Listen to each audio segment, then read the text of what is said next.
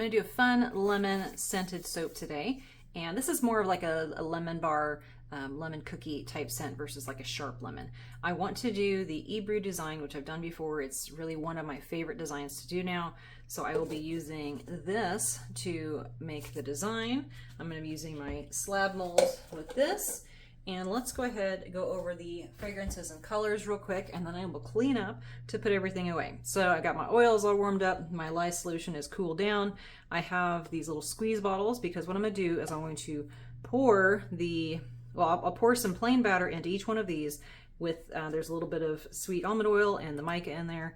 And then I will divide the batch in half so I can equally do my slabs, because I don't have it's really hard to measure that out here, so I'll just divide the batter out that way, add half the fragrance, pour that, and then I will do the top design on that. Okay, so back to these scents. What I'm doing, like I said, is kind of a lemon bar, not like super sweet, but it's a really, really nice scent.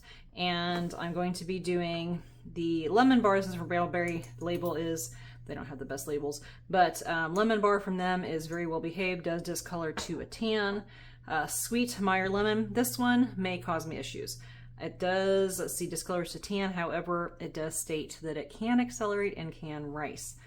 I'll get back to that in a second. That smells amazing. And then I have some yuzu, which is a nice citrus, to kind of balance it out because I didn't have quite enough of those two.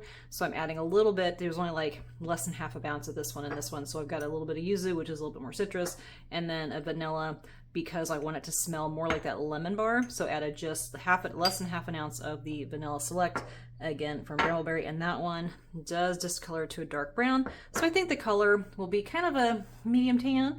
We'll find out. And I went ahead and mixed everything together. My original idea before I read the notes was I was going to divide out the batch and kind of do some swirls, but with that lemon, the Sweet Meyer lemon accelerating and possibly racing, I didn't want to do that. I'm just going to do one pour because it is the design on top is going to be the focal point of that. So have that divide out there. Okay, colors. I'm going to be doing 5 colors. I have 2 yellows. I have a Gold Sparkle Mica from Brambleberry. I think this one does maybe kind of flatten out, kind of dull out a little bit.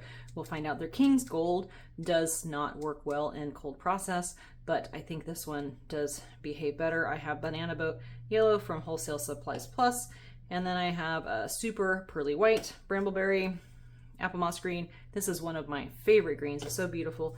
Mocha Brown from Nurture Soap. This one, it looks, I don't know if you can tell, it looks kind of like a coppery, not copper, bronze, kind of a bronzy brown. However, when you make soap with it, it turns kind of a grayer brown versus like a nice bronzy color. So it's definitely a grayer, cooler color, but it'll look really pretty.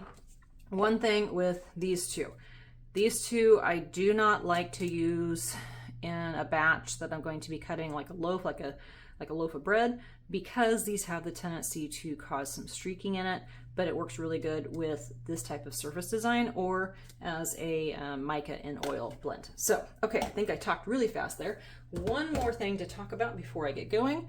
These squeeze bottles, I have 5 of them, and then I have them numbered, so I go in the correct order. I have my little tops. Now in them, these are awful to clean, absolutely awful. So what I do is, these are actually baby bottle liners, and I tried using these first, which they work great, but if you want something probably free, if you order things, they have those tube bubble packaging things that you get, and just cut them along, or sometimes they're perforated, and then cut the top off. Those work perfectly, and it's kind of recycling.